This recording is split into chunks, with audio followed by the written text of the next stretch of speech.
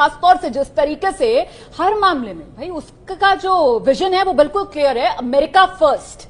वो सिर्फ और सिर्फ अपने हित देखता है और इस पूरे बयान में भी हमने देखा कि ट्रंप साहब ने सिर्फ और सिर्फ अपने हित देखे।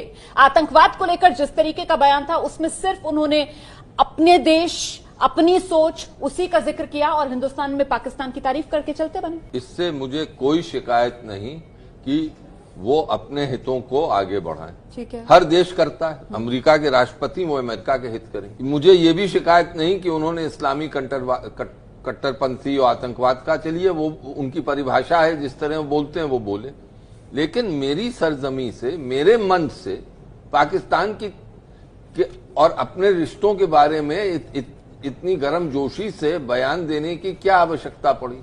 उससे उस पर चुप भी रह सकते थे, कहने की क्या आवश्यकता पड़ी? तो एक मौका होता है, उस मौके पे बोला जाता है। इसलिए वो एक संदेश पाकिस्तान को दे रहे थे कि देखिए यहां हमारे रिश्ते बढ़ रहे हैं भारत से, लेकिन आपको इससे परेशान होने की जरूरत नहीं।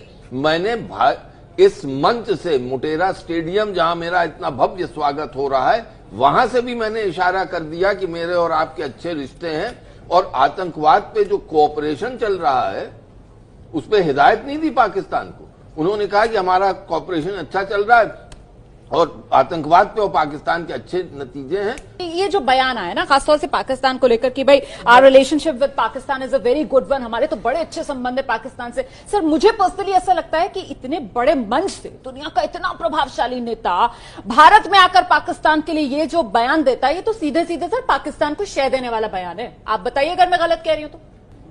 ट्रंप साहब के इस मैसेज से क्या हम लोगों को इंट्रोस्पेक्शन करना पड़ेगा कि हमारी पॉलिसी पाकिस्तान को आइसोलेट करने की, उसका क्या हुआ?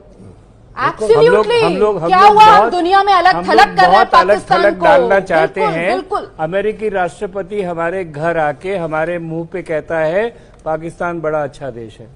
ये बहुत महत्वपूर्ण बात आपने कही है सर।